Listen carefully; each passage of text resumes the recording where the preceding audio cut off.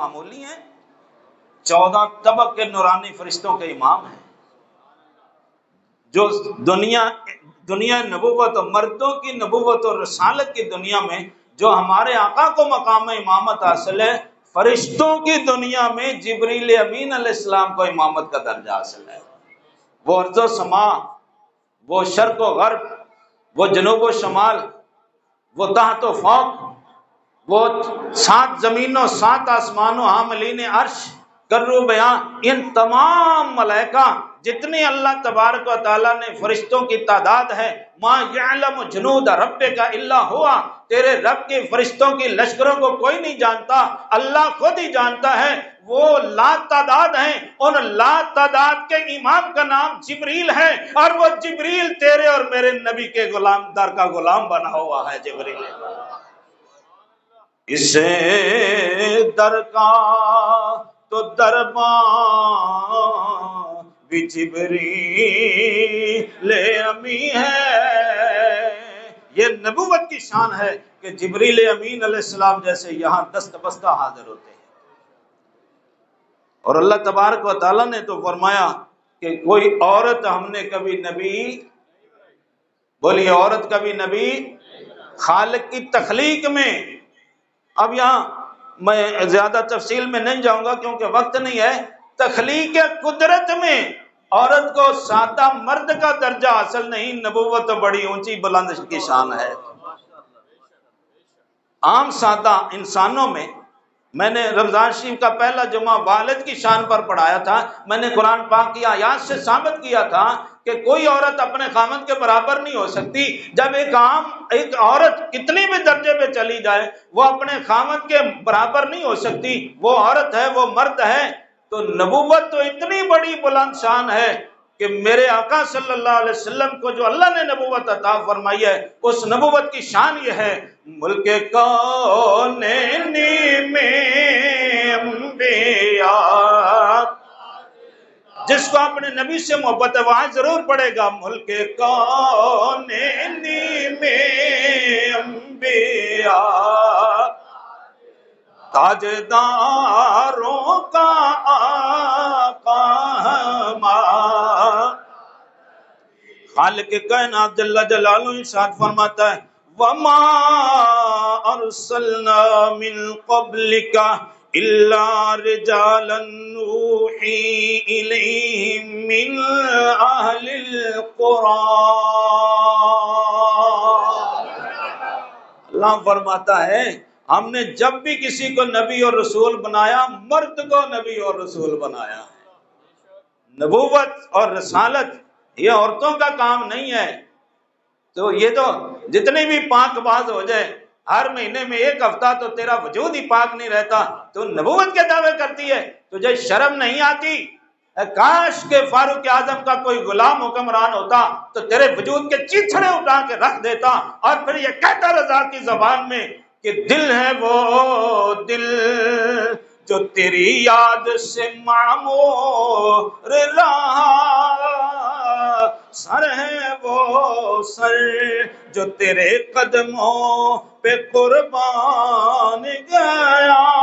اور جہاں تک نبوت ماننے کا تعلق ہے، انہیں جانا انہیں مانا نہ رکھا غیر سے کام، انہیں جانا، پڑھیے، انہیں جانا انہیں مانا، انہیں جانا انہیں مانا نہ رکھا غیر سے کام، للہ الحمد کہ میں دنیا سے مسلمان گیا۔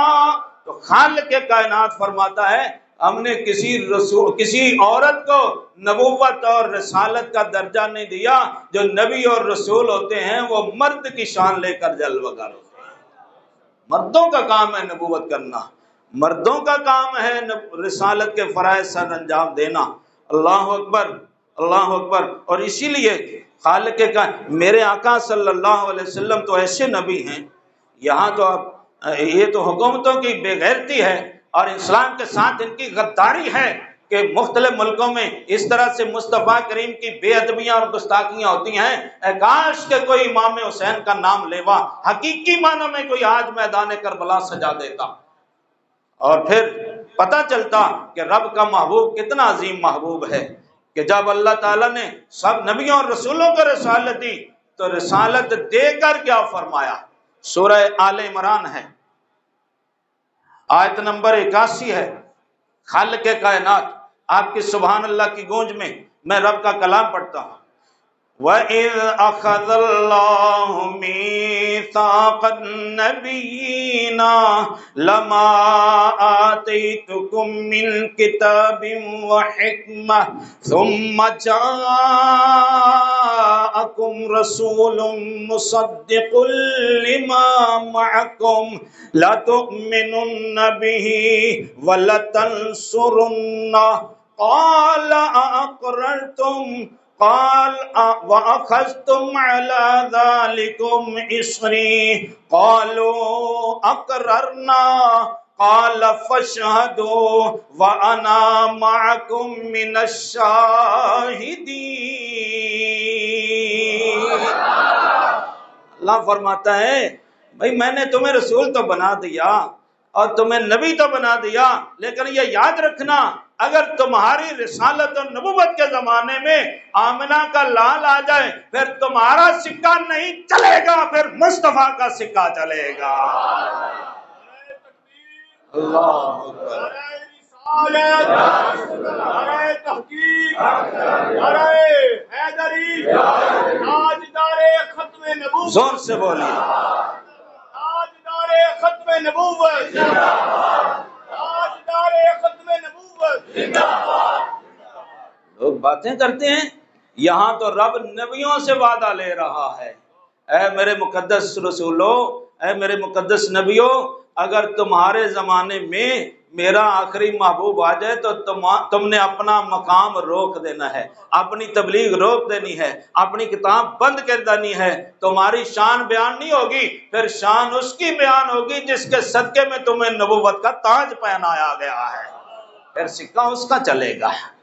تو اسی لیے تو عاشقوں کا امام بولتا ہے فتح باب نبوت پہ بے حد درود، فتح باب نبوت پہ بے حد درود، ختم دور رسالت پہ لا۔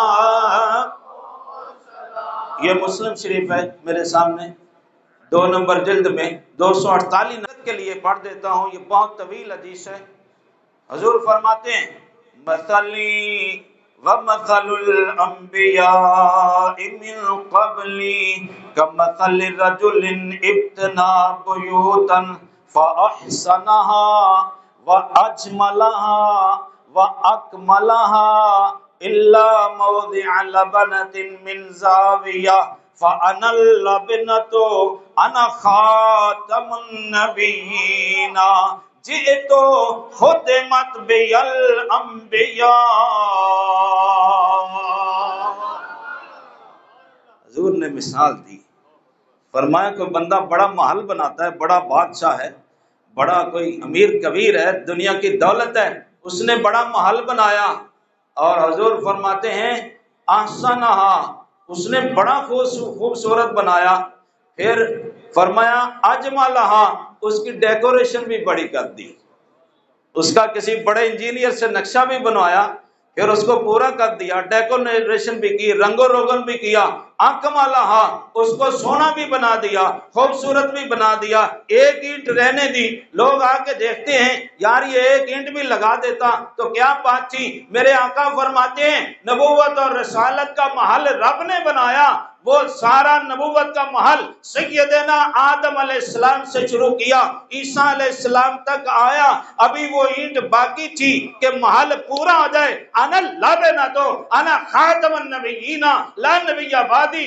نبوت کی آخری اینٹ میرا وجود ہے، نبوت کا سلسلہ مجھ پر رب نے ختم فرما دیا ہے۔